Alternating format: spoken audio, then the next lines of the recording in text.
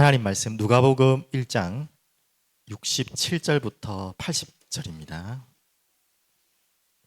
성경을 다 같이 찾아서 보겠습니다. 누가복음 1장 67절에서 80절 다 함께 읽겠습니다.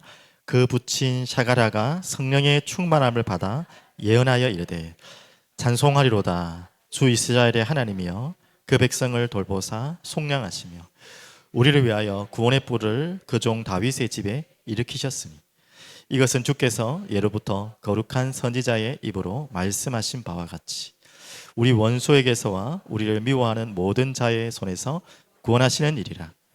우리 조상을 긍휼히 여기시며 그 거룩한 언약을 기억하셨으니 곧 우리 조상 아브라함에게 하신 맹세라.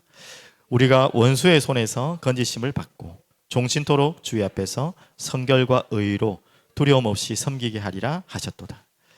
이하여 내가 지극히 높으신 이의 선지자라 일컬음을 받고 주 앞에 앞서가서 그 길을 준비하여 주의 백성에게 그 주의 사함으로 말미암는 구원을 알게 하리니 이는 우리 하나님의 긍휼로 인함이라. 이로써 돋는 해가 위로부터 우리에게 임하여 어둠과 죽음의 그늘에 앉은 자에게 비추고 우리 발을 평강의 길로 인도하시리로다 하니라. 아이가 자라며 심령이 강하여지며 이스라엘에게 나타난 날까지 빈들에 있으니라. 아멘. 오늘 말씀 제목으로 지극히 높으신 이의 선지자라는 제목으로 말씀을 붙잡았습니다. 제목을 잡았습니다. 이번 주에도 동일하게 제목은 바로 그냥 눈에 확 주시더라고요. 그리고 메시지도 제 마음에 하나님이 마음을 확 주시더라고요. 근데 이제 똑같은 저번 주에 서론과 같이 어떻게 이 마음을 여러분과 마음을 소통할 수 있을까? 성령께서 하시고 분명히 하실 일이지만 근데 좀 이상한 질문이 조금 들었는데요. 혹시 이 자리에 앉아 계신 분 중에 지금 많이 이렇게 어렵고 힘드신 분 계십니까? 손 들어 보려고 하려 했거든. 제가 손 한번 들어보십시오. 자, 이 손 드는 분들은 다 별로 안 힘든 사람들이에요. 맞죠? 인정하시죠? 진짜 힘든 분들은 손 못 들어요. 장난할 지금 그게 아니에요. 진짜 힘든 분들은 손 들 힘도 없어요. 맞죠? 네. 잘 모르겠는데 저는 솔직히 별 힘든 거 없는 것 같은데 저도 모르는 힘드는 게 있는지 모르겠지만 하나님이 성령께서 제 마음에 계속 주시는 마음이 이번 주 메시지를 준비하는데 이게 힘이 들고 외롭고 힘든 자에게 하나님 말씀하시고자 하는 그런 말씀을 내 마음에 주셨어요. 저 개인적으로는 잘 모르겠는데 제 개인에게는 잘 모르겠는데 이 자리에 아마 손 안 드신 분들 중에서 혹시 힘드신 분 계실지도 모르겠고요. 저는 전혀 그렇게 안 보이거든요. 지금 얼굴이 그런 분이 안 보여서 제가 지금 상상이 안 가는데 이 자리에 안 계신 분들 중에서 혹시 또 방송을 보고 계신 분이나 저희 교인이 아닐지라도 우연히 또 방송을 우리 유튜브라는 게 참 또 좋은 하나의 매체지 않습니까? 또 보시는 분들 중에 그런 분이 계신지 저는 모르지만 오늘 이 말씀을 주시는 것 같습니다. 그래서 오늘 제목이 서론의 질문이 똑같은 내용입니다. 지금 나를 가장 힘들게 하는 것이 무엇이냐? 또 다르게 하면 또 기쁘게 하는 것도 무엇입니까? 힘들게 할거나 나를 가장 기쁘게 또는 힘들게 하는 것은 무엇입니까? 광야의 백성들을 우리가 여러분 잘 아시잖아요. 이미 다 성경을 통해 확인했고 그들에겐 가장 뭐가 힘들었을까요? 말 안 해도 되겠죠. 생존 욕구겠죠. 일단 먹을 거 입을 거 없으니까 정확하게 말하면 없는 게 아닌데 있는데 안 보이니까 이 말이죠. 정확하게 주셨는데 모르니까 생존 욕구가 힘들었겠죠. 혹시 이 자리에 아니면 또 방송을 보는 분 중에 생존 욕구 때문에 힘든 분도 계실 수 있겠죠. 지금 우리나라가 또 워낙 이제 잘 사는 나라라서 먹고 살기가 힘드신 분은 그렇지 않지는 않을까. 그래도 또 있을 수 있겠죠. 그러니까 아니더라도 이제 질병이나 여러 가지 어려움들은 언제든지 올 수 있기 때문에 또 와 있는 분도 계시기 때문에 그건 우리가 정말 어떻게 감당할 수밖에 없는 많은 어려움일 수 있죠. 근데 광야를 지나서 어디로 갔죠? 이제 가나안 땅으로 들어갔습니다. 이제 가나안 땅에서는 훨씬 광야랑은 비교할 수 없을 만큼 이제 계속 이동해 가는 그런 번거로움도 없고 이제는 정착해서 어느 정도 이제는 살만했단 말이에요. 근데 우리가 생각할 때는 광야에서 지나서 정착하면 살기 좋고 행복해야 되잖아요. 근데 여러분 어땠을 것 같아요? 성경 읽어보셔서 알겠지만 광야가 힘든 건 분명합니다. 육신적으로 눈에 보이는 것은. 그런데 광야에서도 많은 불신앙을 했지만 더 큰 불신앙은 언제 되는지 아세요? 정착하고 난 이후부터. 사사기서를 읽어보시고 여호수아를 지나서 사사기를 읽어보시고 그 뒤로 읽어보면 어떻게 보면 광야보다 더 큰 죄와 더 큰 우상들을 본격적으로 섬겼던 것이 이제는 정착하고 나서부터, 안정되고 나서부터 더 그랬어요. 그게 참 아이러니하죠, 맞죠? 그래서 지금 여러분들에게 드리는 질문은 그렇습니다. 진짜 내게 있는 가장 근본적인 욕구가 불만되어지고 충족되지 않은 어려움도 있지만 가나안 정착의 어려움은 뭐가 어려웠을까요? 먹고 사는 것도 어려울 수도 있지만 그건 그렇게 어렵지 않았어요. 가나안 정착하면서 그들이 왜 힘들었냐면 더 힘들었던 것은 자신의 존재 가치를 몰라서 힘들었던 것입니다. 오늘 여러분과 저에게 무엇이 가장 힘들고 또 무엇이 기쁜지 모르겠지만 거의 대부분의 이제 생존 욕구를 뛰어넘어서 우리에게 힘든 것은 바로 이걸 겁니다. 나의 존재 가치가 어떻게 되는지, 나의 실체가 무엇인지. 대부분은 왜 힘듭니까? 지금 이 땅에 사는 사람들이 그 존재 가치에 대한 가치를 상대적 가치로 보거든요. 그것 때문에 힘들잖아요. 내 자신 때문에 힘든 것도 있지만 누구 때문에 내가 힘들잖아요. 누가 누구랑 비교되어서 힘들고 그 상대적 가치 때문에 힘든 것이 너무나 많은 것 같아요. 그런 분들이 또 너무 많고, 그래서 가나안 땅에서도 마찬가지. 내가 당장 내 혼자 지금 먹고 살기 힘든 거 이전에 이제 먹고 살만하니까 다른 사람이 보이는 거예요. 나보다 더 잘 먹고 잘 사는 사람이 보이고 나보다 더 잘 나가는 사람이 보이는 거죠. 그것 때문에 힘들고 그것 때문에 끌어당긴 게 뭐예요? 우상이에요. 가나안 이제 광야 때는 먹고 사는 것 때문에 자꾸 엉뚱한 걸 했다면 이제 조금 먹고 살만하면 다른 걸로 또 이걸 끌고 와요. 다른 것으로. 그게 우리 인간의 모습이죠. 그러면서 정말 여러분과 저에게 힘든 것이 뭐죠? 여러분 정말 힘들 때 하는 푸념이라고도 할 수 있고 어떻게 보면 또 좋은 말로는 진실한 고백일 수 있겠지만 여러분 이런 진짜 힘들 때 그런 고백 많이 나오죠. 내가 왜 사는지 모르겠다. 친구들이나 가까운 분들한테는 또 그런 얘기죠. 내가 왜 사는지 모르겠다. 조금 더 하면 어떻게 살아야 할지 모르겠다. 왜 사는지도 지금도 모르겠고 그러니까 또 어떻게 살아야 할지도 모르겠다. 내가 어떻게 살아왔는지도 모르겠다. 이런 푸념 아닌 푸념들을 할 때가 있어요. 그래도 그 정도 푸념할 수 있는 정도는 아직까지는 건강한 상태인데 그런 말까지도 하기 힘들 만큼 내가 왜 사는지 모르겠다 속으로만 표현하지 못하고 그런 분들이 참 많죠. 한마디로 무슨 말이죠? 길게 설명하지만 힘들다 이 말이죠. 맞죠? 힘들다. 바로 이 모든 이유가 방금 다시 돌려서 말합니다. 나의 존재 가치를 내 자신이 모르고 있다는 거예요. 또 내 자신을 통해서는 잘 알 수 없어요. 그러니까 내 자신의 존재 가치를 내 자신을 통해 잘 알 수 없으니까 자꾸 우리는 어떻게 가치를 찾죠? 상대적인 가치로 주변을 통해서 나의 가치를 발견할 때가 있잖아요. 그게 어떻게 보면 일부도 맞습니다. 다른 사람들이 나한테 이야기해 주는 거, 다른 사람이 나를 봐주는 거, 그로 인한 가치, 그게 당연히 우리 무시할 게 아니죠. 그런데 그거는 가치의 한 부분일 수 있겠지만 절대적인 나의 가치가 아닙니다. 맞죠? 근데 그것 때문에 좋기도 하지만 그것 때문에 힘들잖아요. 그래서 아까 처음에 질문했던 그겁니다. 여러분 무엇 때문에 기쁘고 무엇 때문에 슬픕니까? 대부분의 사람들은요 그것 때문에 기뻐요. 상대 가치, 다른 상대를 통해서 내게 오는 것 때문에 기쁘고요. 다른 상대를 통해서 또 반대로 그것 때문에 내가 힘들어 죽겠고 어떻게 살아야 할지 모르겠다 이런 이야기를 많이 합니다. 그러면 나의 존재 가치는 어떻게 매길 수 있을까요? 그냥 진짜 뭐 운동선수들처럼 한 해 한 해 연봉 계약하잖아요. 연봉 얼마다 이러면 그게 딱 가치에 나오잖아요. 또 연예인들도 뭐 영화 출연 무슨 드라마 출연할 때 계약할 때 같이 그게 뭐 가치를 하잖아요. 그것 또한 상대적인 가치겠죠. 뭐 그것을 통해서 나의 가치에 어느 정도는 뭐 발견할 수 있겠지만 그것은 절대 나를 영원히 행복으로 줄 수 있는 가치가 아닌 것은 여러분 잘 아시죠, 맞죠? 그래서 조금 중요한 이야기를 하면요. 지금 누가복음을 계속 읽어가는데 시작은 어떻게 했습니까? 하나님이 지금 준비하고 기다리시는, 그래서 기다리고 기다리다가 준비하고 기다렸는데 누굴 기다렸습니까? 오늘 이 하나님의 소중한 가치를 발견할 사람을 기다린 거예요. 이제 그런 사람이 나왔어요. 하나님 이미 준비하셨지만 엘리사벳, 또 누굽니까? 샤가랴, 그리고 그 뱃속에서 나올 지금 태어날 아기, 또한 마리아, 그 뱃속에서 태어날 또 아기. 지금 하나님이 준비하고 기다리셨죠.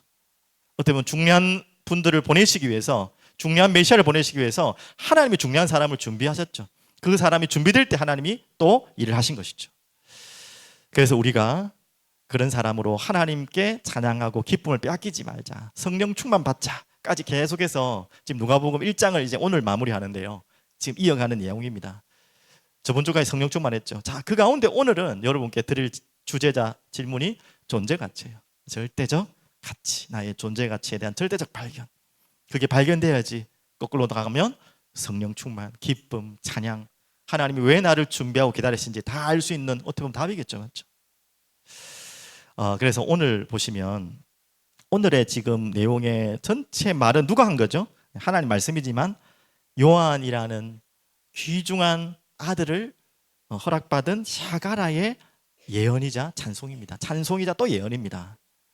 이 아버지가 아들을 향한 메시지를 지금 하나님 앞에 은혜 받고 성령 충만 받아서 막 선포하고 있는 내용이에요. 찬양과 함께. 그러면서 참 재미난 이야기가 있죠. 이 아이여, 그랬죠. 이 아이.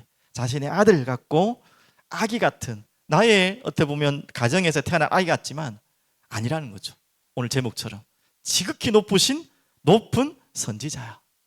지극히 높은 이의 선지자. 내 아이 같지만 지극히 높은 선지자구나. 지극히 높은 이의 선지자구나. 어떻게 보면 이 아이의 진짜 가치를 이 아버지가 발견한 것입니다. 그냥 단순한 우리 가정에 꼭 필요한 아들이 아니라 하나님이 보시는 절대적인 가치를 이 아버지가 본 것이죠.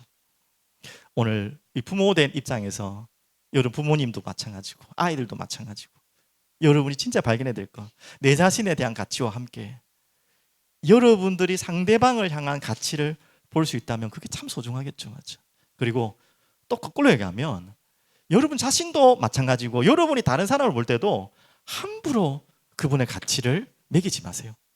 네, 여러분의 생각으로, 여러분의 판단으로, 여러분 자신도 마찬가지고 상대방도 마찬가지. 아이고 저 사람 뭐 좀 찌질해 보이고 말도 안 통하고 아유 뭐 좀 답답해 보여도 그 모습은 있겠지만 그게 아니라는 건 아니지만 그게 그분의 다 가치가 아니에요. 굉장히 주의해야 될 일입니다. 특히 부모가 자녀를 볼 때 아유 당연하죠, 사랑하고 이쁘고 뭐 내게는 최고의 가치죠 하지만 그게 다가 아니라는 거, 그것이 다가 아니라는 거. 여러분 그렇게 보지 않으면, 그 부분이 보이지 않으면 잘못 봐요. 실수할 수 있어요. 그래서 이 부분을 여러분 기억하시면서 오늘 56절에 보시면 안 읽은 본문이지만 지나가는 본문이었는데 참 중요한 하나 힌트가 있더라고요. 마리아가 석 달쯤 함께 있다가 집으로 돌아가니라 나와있죠. 이 마리아가 아기를 가지고 예수님을 잉태해가지고 지금 샤가라의 집에 엘리사벳에게 방문했잖아요. 그래서 막 뱃속에서 지금 태중에서 요한이 만나가 기뻐 뛰는 노는 장면 이미 봤죠. 근데 세 달 동안 마리아가 그 집에 머물다 갔습니다. 그러면 대충 계산하면 그때 엘리사벳이 한 6개월 정도 지금 태중에 아기를 가진 당에 되었고 3개월 머물다면 거의 9개월, 우리가 대충 알잖아요. 10개월 만에 아기가 나온 거 아닙니다. 정확히 말하면 9개월 조금 넘어서 나옵니다. 그래서 거의 대부분의 학자들은 아마 세례 요한의 탄생을 보고 마리아는 돌아갔을 것이다 라고 대부분은 이야기를 합니다. 그러면 그 동안에 3달 동안 뭐 했겠습니까? 대충 뭐 우리의 상상이지만 이 마리아와 성령 충만 받은 마리아와 또한 성령 충만 받은 엘리사벳과 그 뱃속에 성령 충만 아이들과 그 안에 사가랴가 있었죠. 말을 못했지만, 비록 아무 말을 못하고 가만히 기도하고 있었겠지만 그 자리에서 샤가라가 기도 속에도 있겠지 발견했을 거예요. 야, 이 아들 지금 이 요한 아들 이 보통 놈이 아니네 이거. 야, 이 보통 아들이 아니네. 그냥 늙은 우리 가정에 허락하신 선물 정도가 아니라 이 보통 아들이 아니네. 이 마리아의 뱃속에 있는 그 아이를 만나면서부터 더 그게 확실했을 거예요. 그러면서 기도 속에서 말씀이 선포된 거죠. 자, 그러면 우리가 발견해야 될 제일 첫 번째입니다. 우리의 가치를 발견하려면 먼저 발견해야 될 가치가 있죠. 여러분의 절대적인 존재의 가치를 발견하려면, 아니면 내 자신뿐만 아니라 이 자리에 계신 여러분이 지금 교회잖아요. 교회에 있는 여러분 주변에 여러분 가족 모든 분들의 이 소중한 가치를 발견하려면, 그분들의 절대적 가치를 발견하려면 먼저 발견해야 될 가치가 있어요. 그게 누구죠? 지극히 높으시니. 누군지 뭐 설명 안 해도 다 아시죠? 그분이 누굽니까?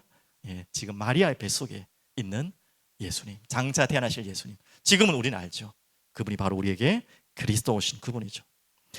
나의 존재 가치는요, 나 존재 가치도 중요하지만 나의 주인이 누구인지, 나와 함께하는 분이 누군지에 대한 가치가 더 중요할 수 있어요.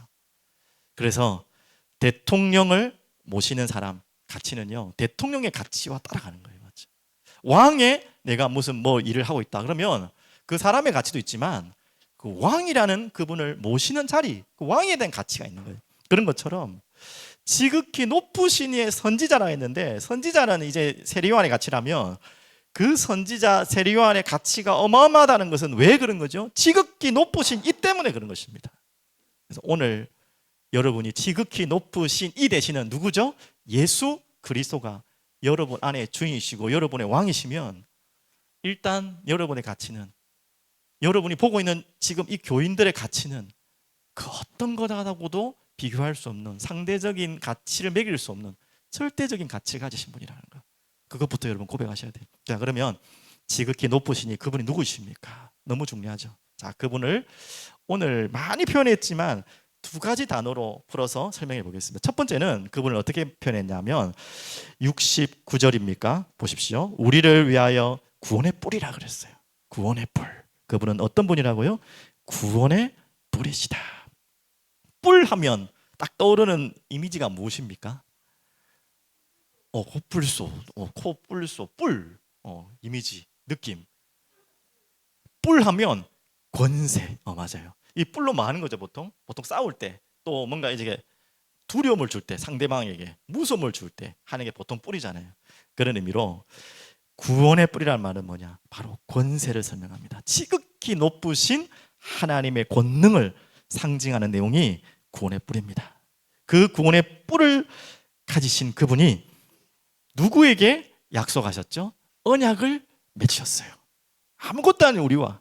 그래서 오늘 본문에는 69절부터 74절까지의 본문 속에서는 두 인물이 나옵니다. 중요한 인물 나옵니다. 누가 나오죠? 다윗이라는 인물이 나오고, 또 73절에 보면 누굽니까? 아브라함.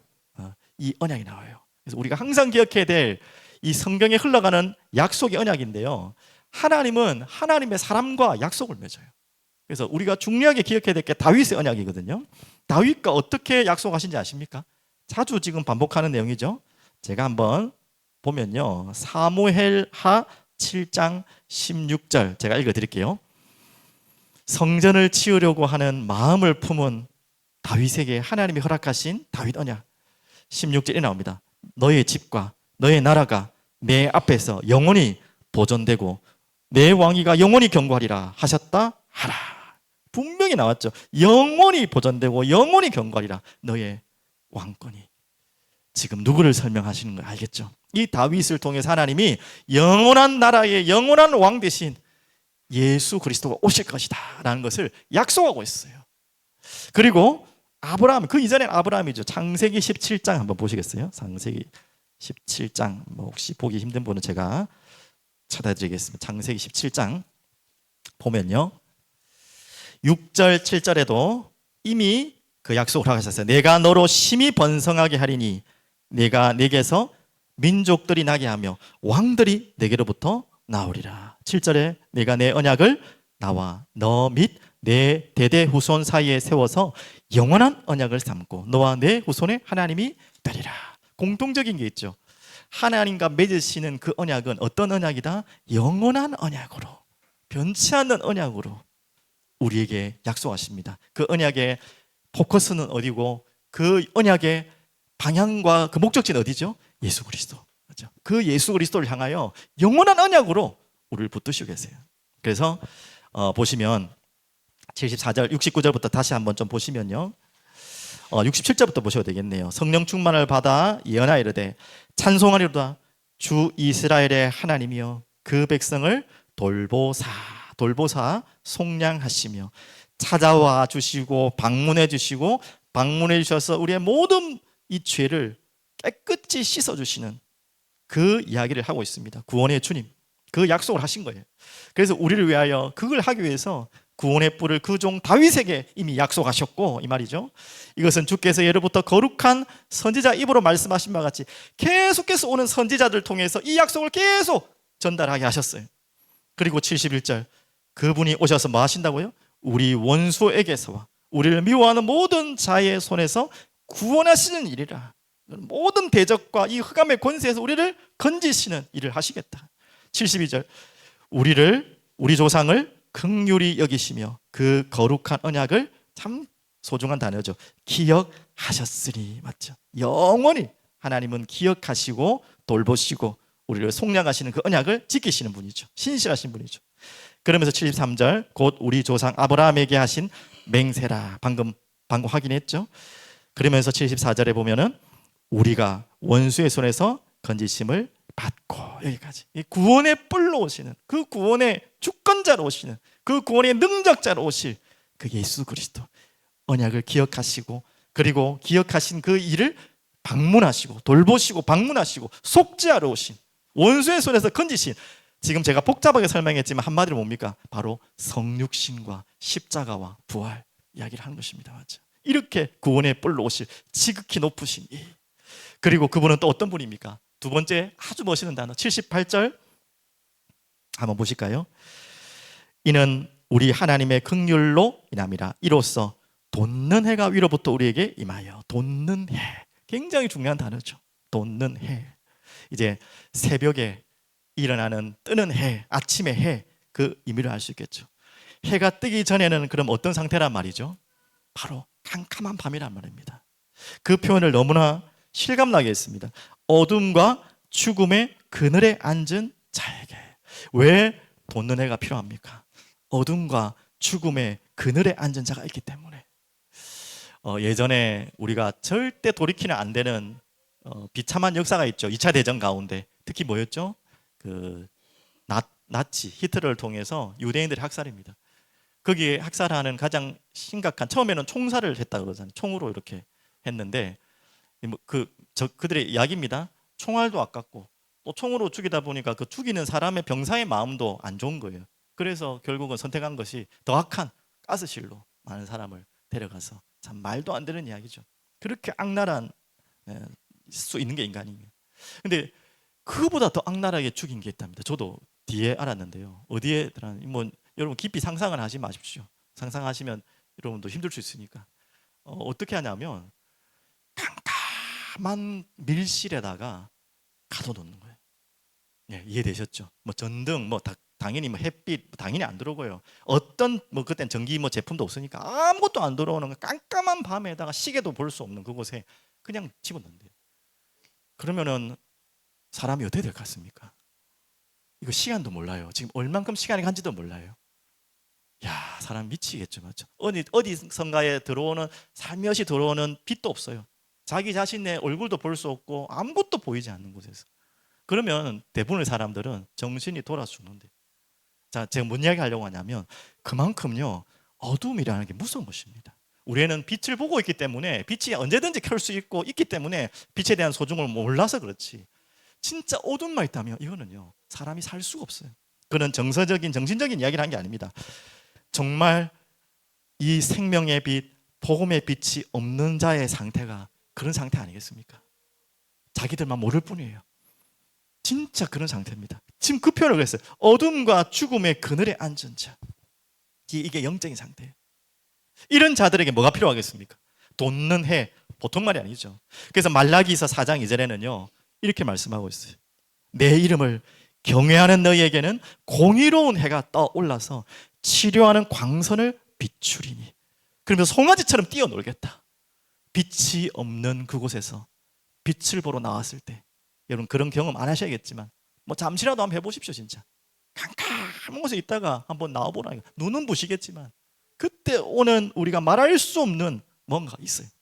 또한 요한복음 1장 9절에는 그렇게 말씀하셨죠. 이 돋는 해, 빛으로 오신 참빛, 곧 세상에 와서 각 사람에게 비추는 빛이다 그랬죠. 근데 그 빛을 알아보지 못하고 거부했던 게 세상이죠. 하지만 영접하는 자, 곧 이름을 믿는 자에게는 하나님의 자녀가 되시는 권세를 준 그 빛이 무엇입니까? 참빛으로 오신, 바로 돋는 해로 오신 지극히 높으신 이 오늘 그분을 우리가 주인으로 만난 것입니다. 사도행전 9장 3절에는 특별한 사건이 있었죠. 사울이 다메섹 도상에서 누구를 만났습니까? 예수님 만나기 전에, 부활하신 주님 만나기 전에 무엇을 만났죠? 큰 빛을, 호련히 하늘로부터 빛이 둘로 비쳤어요. 그것 때문에 눈이 멀었다는 사람도 있지만 강력한 어둠에 있던 자가 이 생명의 빛을, 거룩한 빛을, 지극히 높으신 이 빛을 보니까 잠시지만 다쳤는 것입니다. 그런 것처럼 그때 이 영혼이 완전히 새롭게 바뀌었잖아요. 이 지극히 높으신 이, 그런데 이 지극히 높으신 이에 뭐라고요? 오늘 제목처럼 선지자다. 오늘 요한, 세례 요한의 이야기 같지만 이건 여러분에게 하는 이야기입니다. 여러분을 향한 가치를 이야기하는 것입니다. 또한 여러분이 보고 있는 여러분의 자녀, 여러분이 보고 있는 여러분 옆에 있는 지체들의 가치를 말하는 것입니다. 이렇게 지극히 높으시니 우리에게 돋는 해로 오시고 구원의 뿔로 오신 그분의 선지자, 맞죠? 그런데 저는 이 본문이 너무 재밌더라고요. 76절 보시면요, 근데 그 아버지로서 뭐라 했죠? 이 아이여, 우리가 볼 때는 아이같이 아주 어리고 나약해 보이고 어떻게 보면 정말 부족해 보이는 것 같지만 이 아이처럼 봤던 이 아이가, 이 지금 사가랴가 그 자신 아이처럼 봤던 그 아이가 어떻게 봤다고요? 이 아이여 하고 완전히 대조적인 고백을 하죠. 이 아이여, 네가 지극히 높으신 이의 선지자라 이끌을 받겠구나. 오늘 여러분에게 그 눈이 뜨여지기 바랍니다. 진짜 여러분 아이들 볼 때마다, 아니 그 전에 여러분 자신을 볼 때마다 그 눈이 뜨여지기 바랍니다. 아이 같고 모자라고 응석바지 같고 정말 아무것도 할 수 없는 나약한 존재인 것 같은 내가, 아니면 또 누군가가 아니었구나. 이 지극히 높으신 이가 오셔서 돋는 해로 여러분에게 찾아오시고 이 아이에게 찾아오셔서 구원의 뿔 대신 그분이 오셨어. 이야, 이건 지극히 높으신 이의 선지자구나 라는 눈이 오늘 열려지는 여러분 되시기를 바랍니다. 자, 어떻게 열렸습니까? 이렇게 열려졌습니다. 그래서 그 아이를 이제 입이 열리기 전에 고백했던 고백이죠. 요한이라 했다. 원래 그 전에라면 다른 친척들이 말한 것처럼 샤가랴 주니어 2세 이런 식으로 해야 되는데, 이름을요 하나님이 지어주신 이름 그대로 요한이라고 짓게 되고 고백했다는 것에는, 그때 말문이 열렸다는 것은 무슨 의미가 있겠습니까? 이 의미를 알았던 거죠. 이 아이 같은 아이가, 이 아이여 같은 아이가 지극히 높으신 이의 선지자였구나. 이 가치가 이게 보통 가치였고 아니었구나. 이건 절대적인 가치의 아이였구나. 를 발견한 거죠. 그래서 요한. 오늘 여러분들의 아이들 중에 이름을 요한이라 지었으면 좋겠어요. 그런데 굳이 그렇게 안 하셔도 됩니다. 근데 여러분의 아이뿐만 아니라 여러분이 보고 있는 모든 여러분 자신을 기억하십시오. 나는 요한이다. 우리가 사도행전 처음 들어갈 때 누구에게 이 편지를 쓴 건지 기억하고 계시죠? 누구였죠? 잊어버렸습니까? 바울이 아니죠. 헷갈렸다. 누가가 지금 누구한테 편지를 쓴 거죠? 제일 먼저 1장 1절에 나오자. 데오빌로예요. 데오빌로 이름 뜻이 뭐라고 했습니까? 데오 하나님, 빌로 필로스 뭐라 했죠? 사랑한 자. 하나님 사랑하는 자, 하나님을 사랑하는 자, 하나님이 사랑하는 자, 막 같은 뜻이겠죠. 데오빌로는 한 개인의 이름이기도 하겠지만 이 말씀을 받는 모든 자의 이름이 데오빌로인 거예요. 그런 것처럼 오늘 더 하나 더 할게요. 여러분은 또한 요한입니다. 여러분 옆에 계신 분들께 한번 인사하겠습니다. 당신은 요한입니다. 예, 요한. 이름 바꾸라는 말이 아니에요. 그 의미가 무슨 말이라 했죠? 요한은 하나님의 은혜가 깊으시다. 하나님의 은혜가 깊으시다. 여러분 그런 존재, 요한과 같은 존재. 그냥 남들이 여러분을 보는 그런 누구누구의 엄마, 누구누구의 아들, 누구누구의 누구누구가 아니라 여러분은 데오빌로예요. 여러분은 요한이라. 그 말이 뭐라고 했습니까? 하나님의 은혜가 깊으신 존재구나. 오늘 말씀의 제목으로 말하면 지극히 높으신 이의 선지자구나 이 말입니다. 맞죠? 그 역할을 해야 될 존재구나 이 말이죠. 맞죠? 여러분 힘주려고 하는 말 아닙니다. 여러분 이걸 믿을 때에, 이걸 발견할 때 하나님은 여러분을 사용하시는 거예요. 발견하라고 하는 말이에요. 그런 말 해도 힘 안 나요 하는 분은요, 얼수 없는데 힘주려고 하는 말 아니라니까요. 발견하라는 말이에요. 내가 그런 존재였는데 내가 모르고 있었다는 거예요. 우리 아이가 그런 존재인데 지도 모르고 나도 모르고 있다. 얼마나 안타까운 이야기입니까? 너는 요한이라. 어떤 존재라고 했습니까? 누가복음 1장 다시 보시면 13절 17절 이미 말씀하셨다니까요. 그 아들이 태어날 거라고 말하면서 바로 줬다. 13절 천사가 그에게 이르시되 자가랴 무서워하지 말라. 너의 간구함이 들린지라 내 아내를 엘리사벳 내 아들을 낳아주리니 그 이름을 뭐라고요? 요한이라라. 그 뜻이 뭐라고요? 그 의미가 뭐라고요? 그 이름을 너도 기뻐하고 즐거워할 것이요 많은 사람도 그의 태어남을 기뻐하리니 이는 그가 주 앞에 큰 자가 되며 포도주나 독한 술을 마시지 아니하며 모태에서부터 성령의 충만함을 받아 귀한 존재이기 때문에 구별된 귀한 삶을 사는 거죠. 그리고 16절 이스라엘 자손을 주고 그들이 하나님께로 많이 돌아오게 하겠습니다. 네 아들이 그런 존재야. 그가 또 엘리야의 심령과 능력으로 주 앞에 먼저 와서 아버지의 마음을 자식에게 거스르는 자를 의인의 슬기에 돌아오게 하고 주를 위하여 세운 백성을 준비하리라 라고 분명히 말씀했어요. 그런데 기가 막히게 지금 이 특히 17절은 갑자기 천사가 나타나서 이야기한 내용이 아닙니다. 이 내용은 이미 400년 전에 말씀했어요. 어디에 나온지 아십니까 혹시? 말라기서 4장 5절 6절 한마디로 말라기서 구약의 마지막 성경이 말라기서 400년 전에 이 누가복음 지어지기 전 400년 전에 이 똑같은 말씀을 했다니까요. 그 말은 무엇입니까? 여러분이 갑자기 제가 여러분 보고 요한이라 하라 하고 요한이라 하니까 요한이 된 게 아니고요. 여러분이 갑자기 말씀 듣다가 아이고 이제 데오빌런가 보다 한 게 아니라 언제요? 이미 창세전에 영세전에 준비됐다는 거예요. 여러분 그렇게 부르고 찾아오신 것입니다. 여러분이 할 것은 무엇입니까? 그것을 찾고 순종하는 것입니다. 그걸 모르고 있으면 안 되겠죠, 맞죠?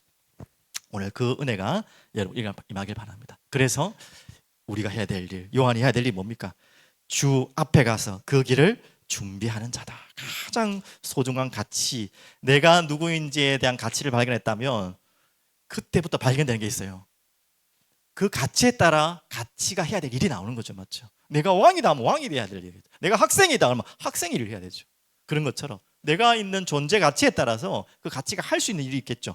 여러분이 지극히 높으신 이의 선지자이기 때문에 그들이 해야 될 일이 뭡니까? 이 일을 하라는 거예요.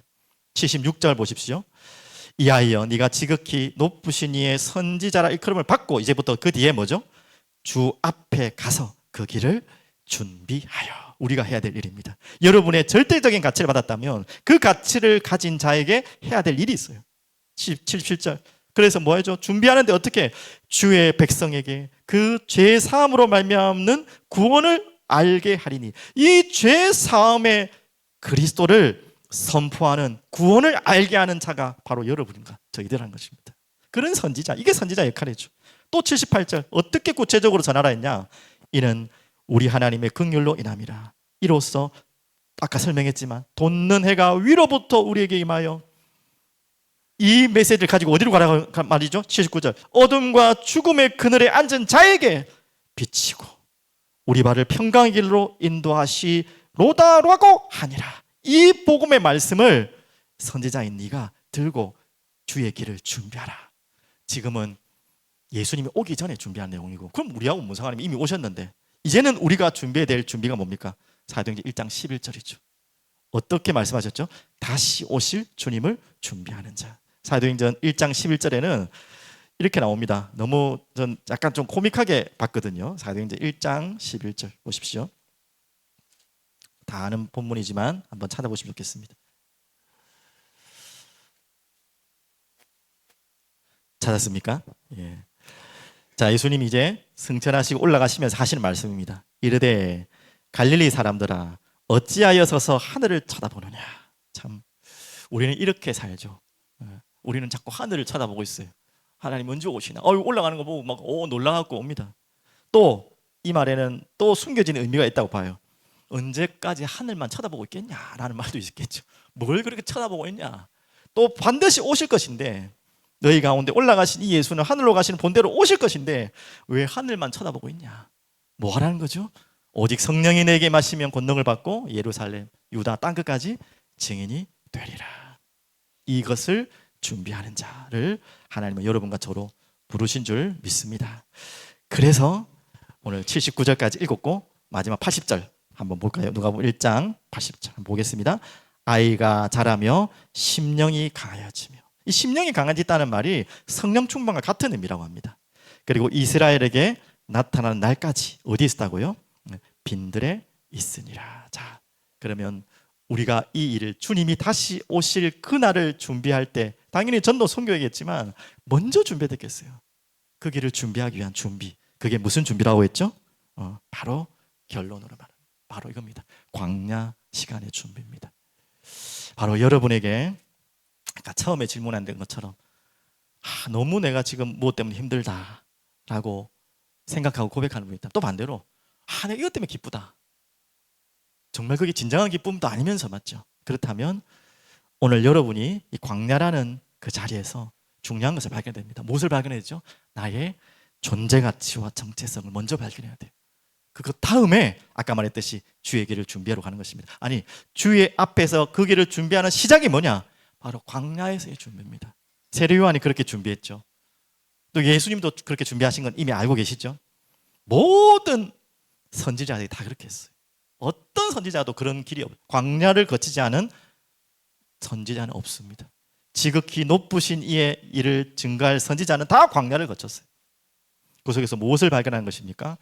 저는 참 예전에 한번 사랑의 영교회 시작하고 찬양 하나 여러분 소개한 게 있는데 소원이라는 찬양을 참 좋아하거든요. 음도 좋아하지만 가사가 참 좋아요.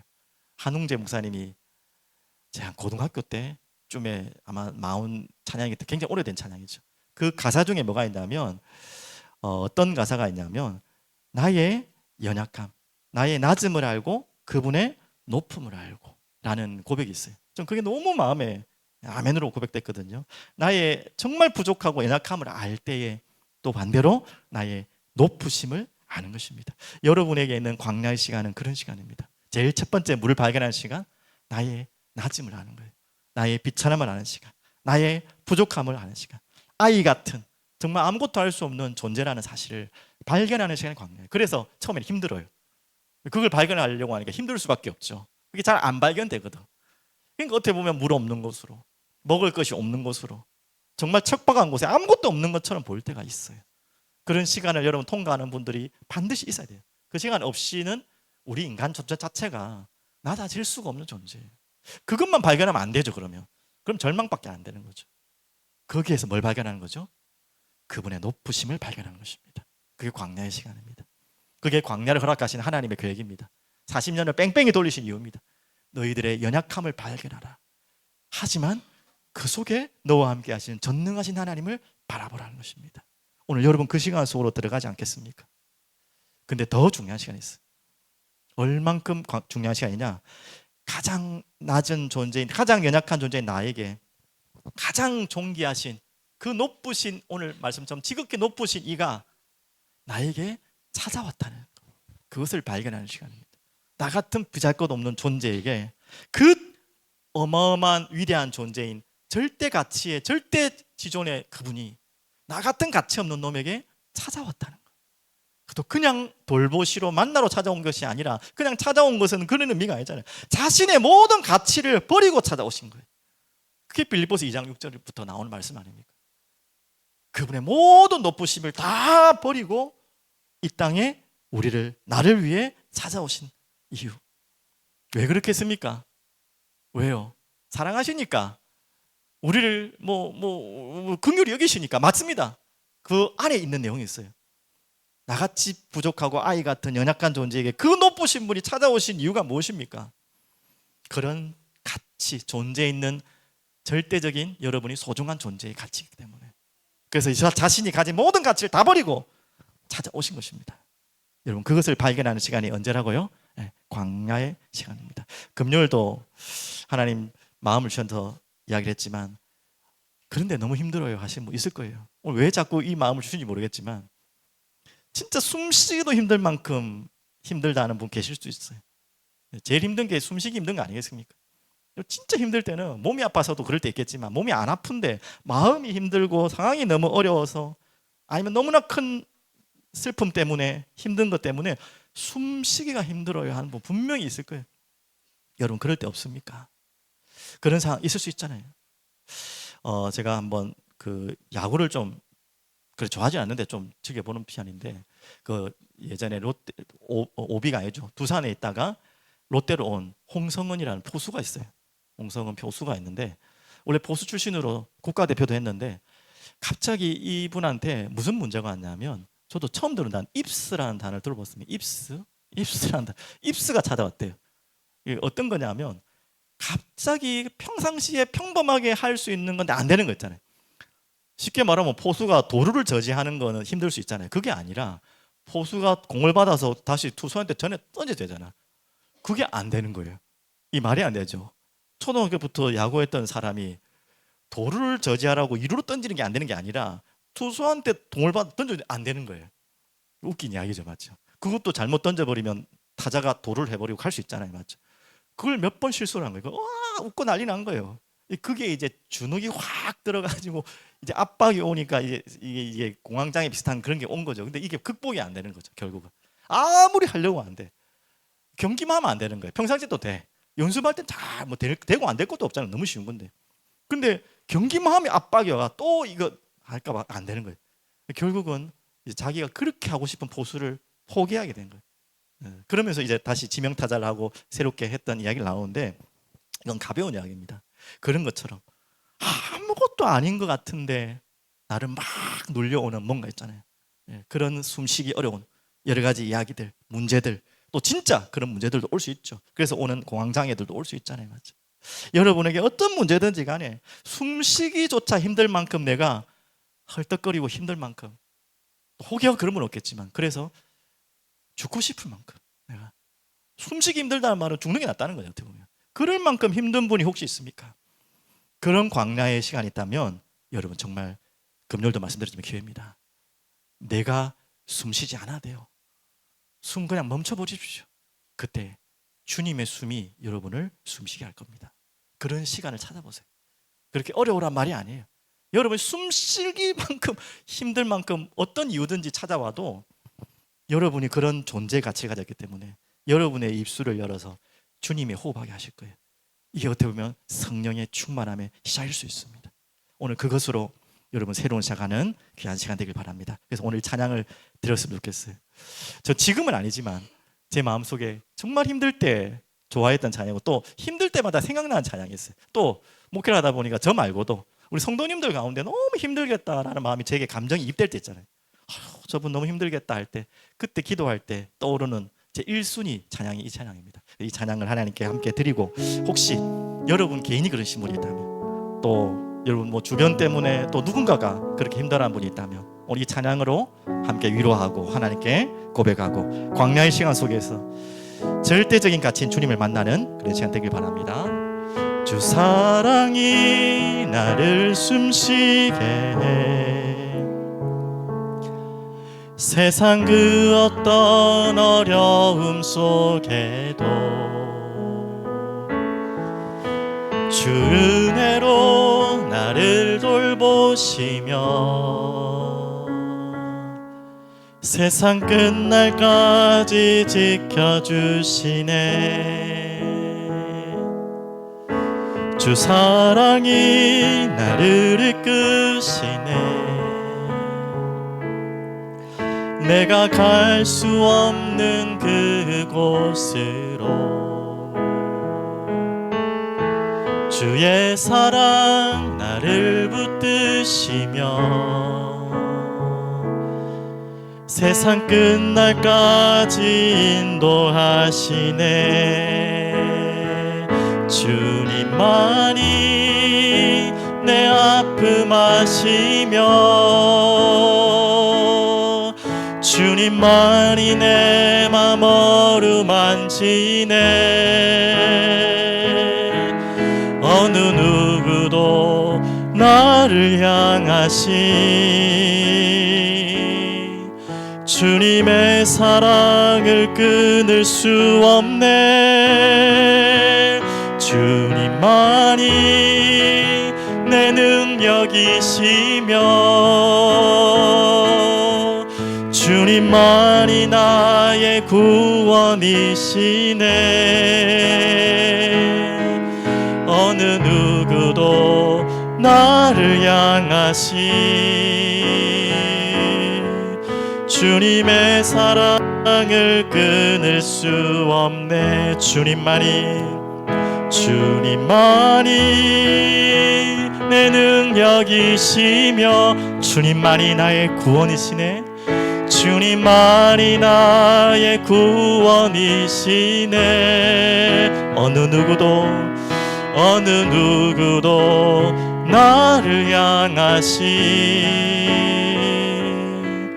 주님의 사랑을 끊을 수 없네. 주님만이 내 능력이시며 주님만이 나의 구원이시네. 어느 누구도 나를 향하신 주님의 사랑을 끊을 수 없네. 아멘. 주님 감사합니다. 주님의 사랑, 끊을 수 없는 그 사랑으로 우리가 숨 쉬기도 힘들 만큼 어렵고 힘든 순간일지라도 주님이 그 숨에 호흡을 불어넣으시며 가장 좋은 시간으로 우리의 낮음을 발견하고 그분의 높으심을 발견하고 그 높으신 주님이 나 같은 존재에게 찾아오신 나의 그 절대적인 가치를 발견하게 하실 주님을 믿고 신뢰합니다. 오늘도 주님 앞에 나온 모든 하나님의 자녀들에게 이 지극히 높으신 이를 바라보며 그분의 선지자의 역할을 감당할 나임을 우리임을 고백하게 하여 주시옵소서. 살아계신 주 예수 그리스도 이름으로 기도드립니다. 아멘.